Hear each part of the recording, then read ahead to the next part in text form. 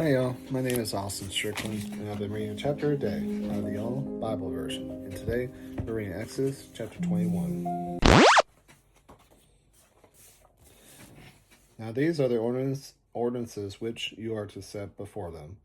If you buy a Hebrew servant, he is to serve 6 years, and in the 7th he is to go out free, without paying anything. If he comes in by himself, he will go free by himself. If he is married, then his wife will go free with him.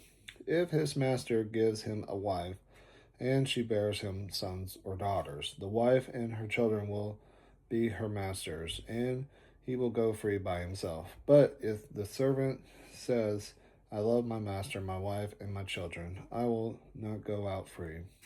Then his master must bring him to God and bring him to the door or to the doorpost, and his master will bore his ear through with an awl, and he will serve him forever. If a man sells his daughter to be a female servant, she is not to leave as the male servants do. If she doesn't please her master, who has married her to himself, then he must let her be redeemed. He will have no right to sell her to a foreign people, since he has dealt deceitfully with her. If he marries her to his son, he must deal with her as a daughter. If he takes another wife to himself, he must not diminish her food, her clothing, and her marital rights. If he doesn't do these 3 things for her, she may go free without paying any money. Anyone who strikes someone to death must be put to death, but not if it is unintentional, but God allows it to happen. Then I will appoint you a place where he may flee.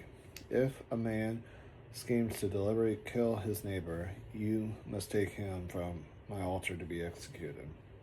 Anyone who attacks his father or his mother must be executed. Anyone who kidnaps someone and sells him, or if he is found in his hand, he must be executed.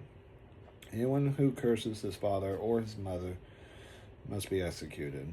If men quarrel and one strikes the other with a stone or with his fist, and he doesn't die, but is confined to bed, if he rises again and walks around with his staff, then he who struck him will be cleared, but he must pay for the loss of his time and must provide for his healing until he is healed.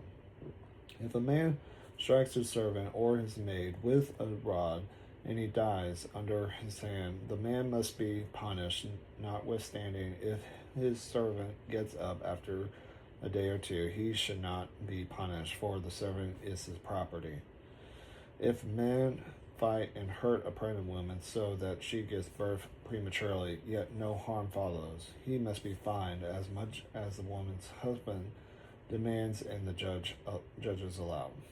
But if any harm follows, then you must take life for life, eye for eye, tooth for tooth, hand for hand, foot for foot, burning for burning, wound for wound, and bruise for bruise.